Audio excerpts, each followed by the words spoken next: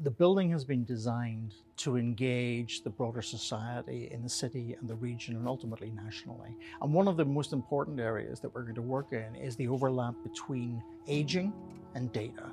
So the National Innovation Centre for Aging is also based in this building, and they will be working with organisations to better understand the aging demographic and the challenges, societal challenges around aging. A key feature of all of that will be an understanding of those circumstances, and so data is a really important component in that work. So if you're part of the Newcastle Helix site, you're part of the largest urban redevelopment site outside of London.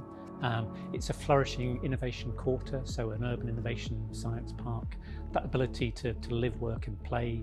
There's housing here, there's university research facilities, there is managed workspace where you can base yourself and you can also interact with our researchers, and also importantly the public.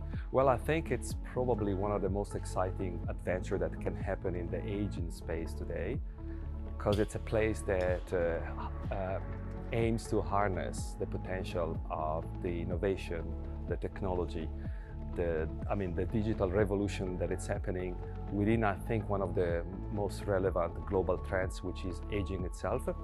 I think what we're already very proud of is the impact that we've had with some of the organisations that we've engaged with. We do seem to be helping organisations generate and create data analytics capability within the organisation. If we can do that on this building, and they will employ the students that are coming through the talent pipeline from the university, then we can create an entire career for people who want to work in the data space, and that's what I would love to achieve at the end of my tenure as director. I think to have a National Innovation Centre or two National Innovation Centres in Newcastle is extremely important, and therefore to have a building that's so visually eye-catching as the Catalyst is a huge attraction to the local population and attract them to the building itself. It's certainly a standout building within Newcastle. I think the diagrid steel structure in itself is a fantastic thing, but when you add a 8-degree incline along with the curved triangle of the footprint of the building and clag on the black cladding and curtain walling, and then also the gold diagrid, I think it's a fantastic attribute of the project. So for me, there's two parts to this building. One is the internal piece, and that's about organisations working on proprietary projects with us to help them in order to solve business questions relating to their data. And that's the part of the building that involves National Innovation Centre for Data, for Aging and the commercial office space. The second part is the outward focused part of the building, which is about the exhibition space, and that's about telling people and articulating the opportunities that are here for them that relate to their data, and we'll do that by showcasing the work that we do inside the building to the outside world. One of the reasons the building is actually triangular shaped when you look at it on plan is because we've got three key stakeholder groups. So you've got Newcastle University as the main driving force behind the building. We've also got the National Innovation Centre for Aging, and we've also then got the National Innovation Centre for Data. So for each of those organisations we had various tiers of consultation that were necessary. So with the university we had to engage with their sustainability team, their maintenance teams, their operational teams, just to try and make sure the practicalities behind the building were addressed in the way that we needed them to be. In terms of the National Innovation Centre for Aging, we engaged with a whole range of interested parties. So Voice North at the time they're now Voice Global, were one of the key contributory parties from a stakeholder consultation point of view.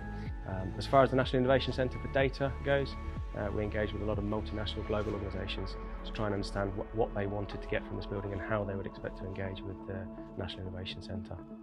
So as a builder, through the design stages, there was lots and lots of discussions with the architects, the end users, and eventually we've ended up with a scheme where I think everyone's, well, hopefully happy with it. It's really important for businesses who are looking to develop products which are meaningful and visible for an ageing population to have that opportunity to co-design with older members of society. So that ability to mix with them, to learn from them and to have a conversation with them is really important, and that all happens on the Helix. I just love the space and the light coming in. We've got this lovely light coming in, so it really is lovely. And the workshops, I mean, you can be in a workshop for an hour and Some of the buildings we've gone to have been interior rooms all the way you weren't seeing daylight. But this is lovely because I think all the meeting rooms that I've seen have got natural light coming into them. So it's going to be a pleasant space for the workshops. And I think we'll get a more productive workshop and probably get more people involved. The room that we're in right now is so brilliant in terms of how it's been designed.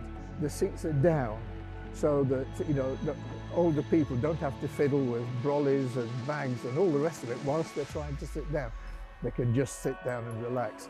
But the front row has been designed so the seats come up, and that's because that's where disabled people sit, but it also means that the companions for disabled people can sit with them. Now that is thoughtful design, and that came from voice members. This building is not a standard building, and we could not have a standard signage and wayfinding solution. As you know, the building was designed to be totally inclusive. So we had to look at signage guidelines for inclusivity. We had to come up with a solution for the wayfinding that incorporated those guidelines. And the icons came about because of the guidance regarding dementia, designed for dementia, where the icon has to sit next to the font, and it's about making sure that those two relate and people know what the room's for inside, that kind of thing. Well, I think in terms of the impact we'll have, there is nothing else like this on the world stage. So internationally, this is the best place to come. Nationally, it's the best place to come. Newcastle is a fabulous place to live and work. The North East is just the best place to bring up a family. So if you want to be part of the flourishing ecosystem for ageing and also for data, then you have to come here. There's nowhere else like it.